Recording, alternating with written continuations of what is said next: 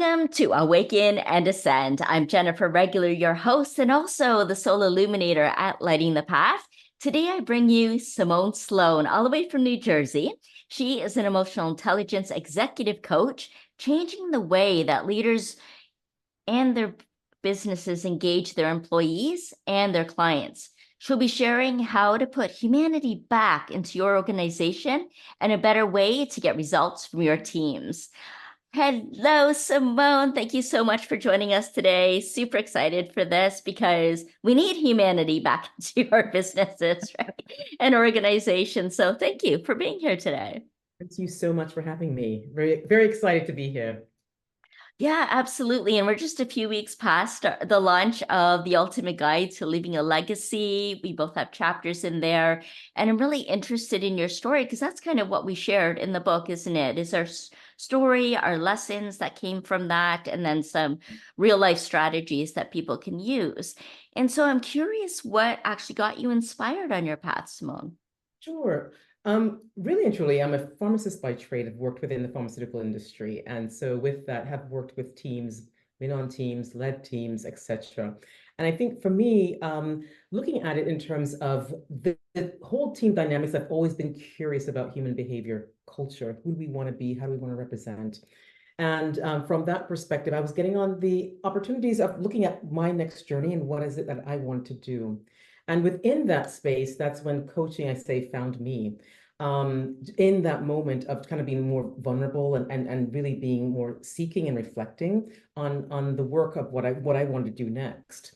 From that experience, then kind of jumped into coaching, went into ontological coaching, which is around being, emotion, and then followed from the emotional intelligence, cultural competencies, and really understanding some of the nuances of people and those dynamics. And so that's how I kind of got into that technical world itself. But I think I've always been very curious from that perspective around people and what makes them tick, what makes them really I guess explode in a good way. Yeah. I love that. I love that space of what's next and looking for that something more and how to evolve and being open to the possibilities, instead of just reaching a certain destination or goal or point, we're continuously evolving.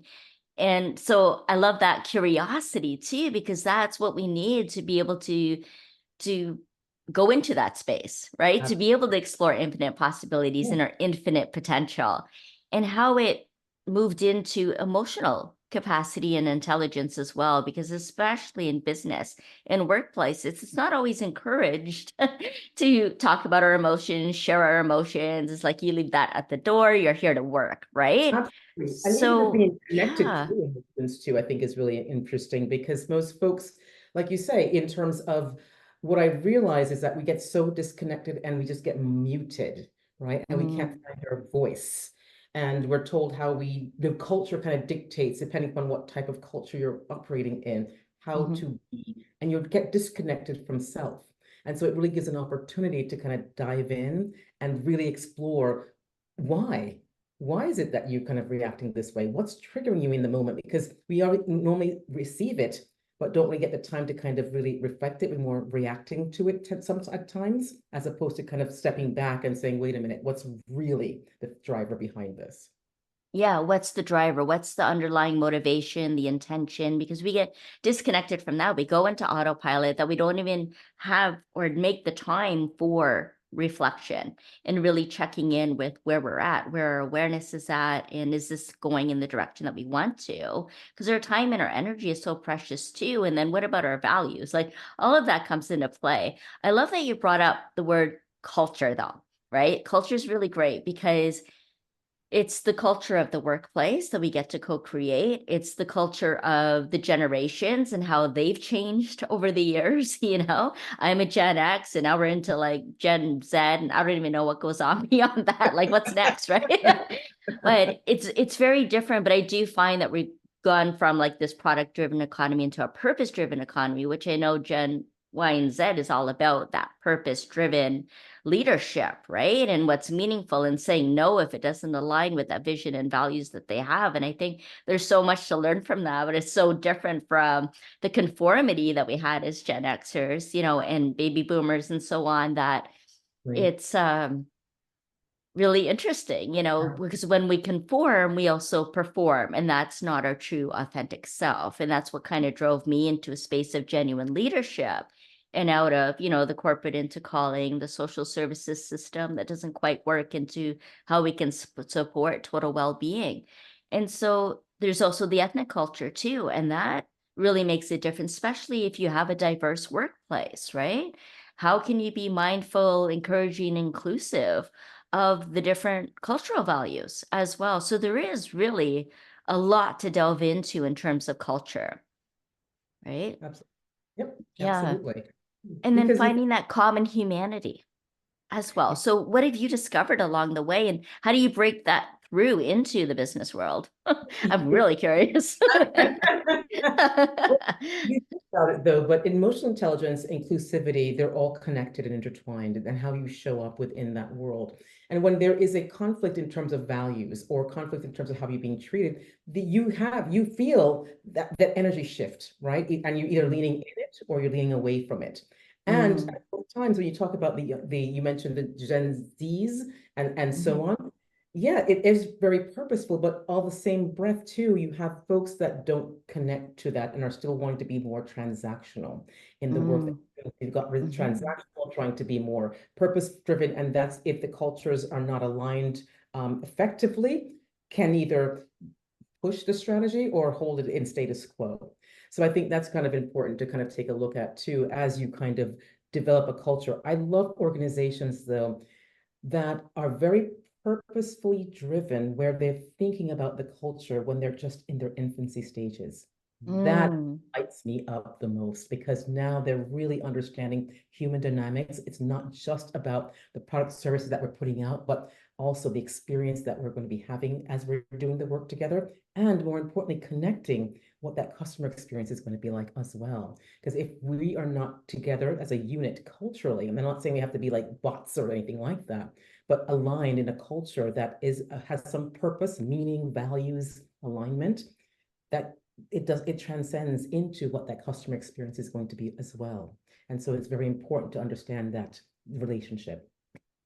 absolutely. And that's where you have the high impact too, right? And a customer experience, because they become returning customers then, right? And returning clients, and you get talked about, whether it's positive or negative, you're going to be talked about. So might as well make it good. But I love the idea, and how tangible it's becoming now too, which is promising, in being united in that shared vision and purpose and values, right? Not just putting something out on paper and these are our pillars, and then not living those, right? Not Right. embodying that, Yes. rather becoming, bringing it all together. Yeah, it has to be a Mm. 360 approach to that. And Mm. it's not something that it's like, okay, we've done it. Great. No, it's a journey and experience. And it's going to be culturally exchanging, very fluid as part of that exchange because you're evolving as an organization. The people are evolving and they're growing, right? And moving forward. And as time changes, the human dynamics and behaviors of the environment changes. And so you have to sort of adapt to that. So if you are just kind of like myopic in terms of views and how you operate, good luck, because you need that flexibility. I love that. Good luck. So what kind of results are you seeing when, and like, how do you encourage the teams and the organizations, the business leaders to use this approach? Absolutely. You know, Mhm. it's interesting data. We are very data focused and driven in terms of the work that we do. So it's not, and we use research-based tools as part of the, like, for example, the EQI assessments. What we do when we come in is we say, okay, let's do an audit. Let's understand what the experience is within your employees, but then let's also take a look at what your handbooks, your SOPs are saying, because they're also kind of dictating and informing the culture. And so, and then looking for any disconnects as well as alignments in that, because you Mhm. want to take the strengths of what you're doing well and push that forward. But you also want to take a step back and say, how do we want to prioritize the things to kind of tweak. We call them the power leaks within cultures that impact how you perform and be more highly effective. So we've identified the power leaks, co-create those strategies, and then look at a way through which to implement the changes so that way they become effective and people feel connected as part of that process. Thank you so much. Yeah, the business evolution really thrives on this and understanding this at a very deep level. I'm curious, Simone, just going back to your own personal journey, if there were power leaks, if there was something that you experienced personally that aligned you with this kind of work and this approach in your work. Absolutely. I talk about it in the book that we're going to write. We are co-creating together, really in terms of leaving your legacy and understanding that. And for me, it was within my first experience. I just came back from France, finished my MBA, and gung-ho about my first job as an MBA within the pharma world. And so I had a manager that was just oh, not very loving, if you will, not very compassionate, if you will, and not very understanding, if you will. All the things around emotional intelligence that you can check off a box, they did not exhibit. But I think that too, from that experience, what I learned is that I don't want to be that.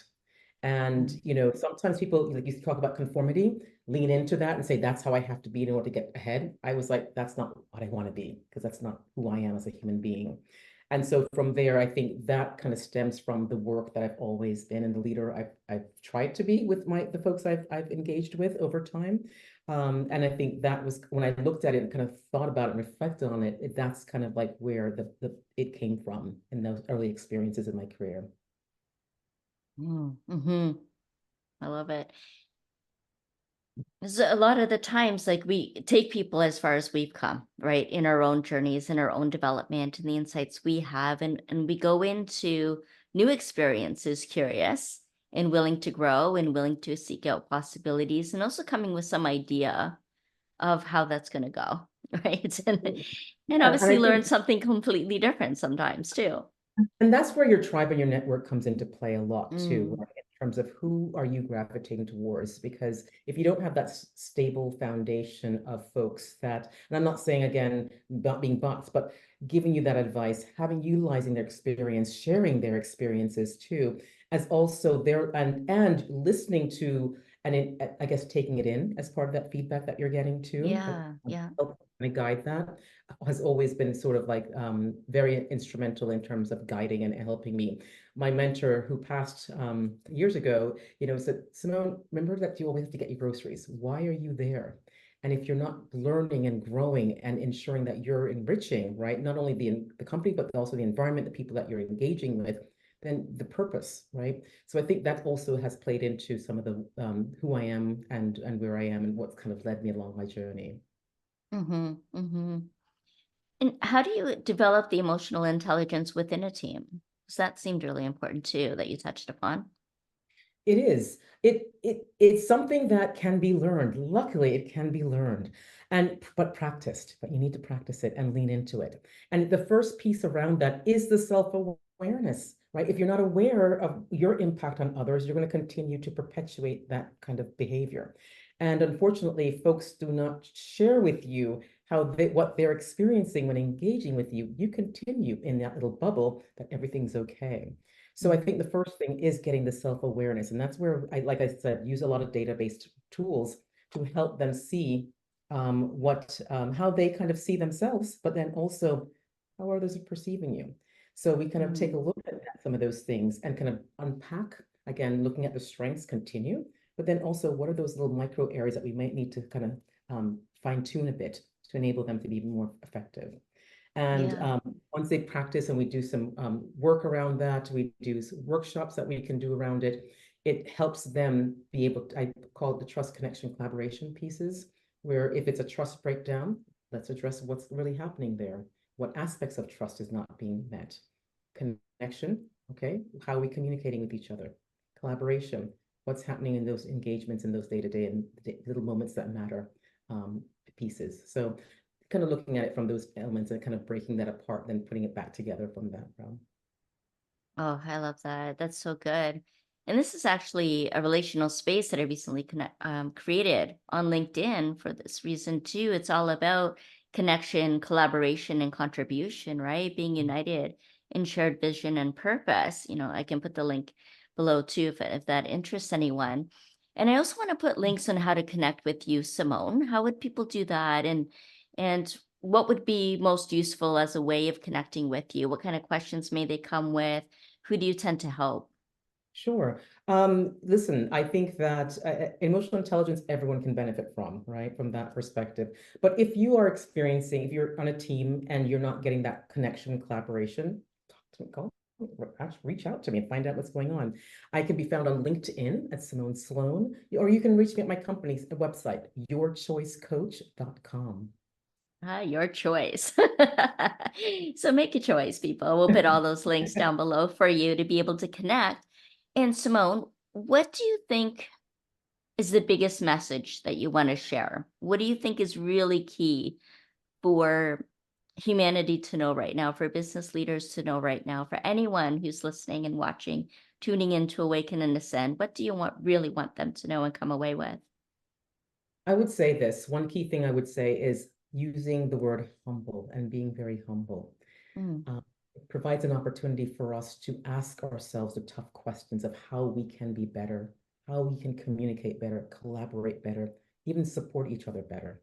And I think that's one thing I would leave with today. Let's be better. Being in a place of humble humility. Yeah, absolutely. I love that so much. And is there anything else that you'd like to share to add on to that?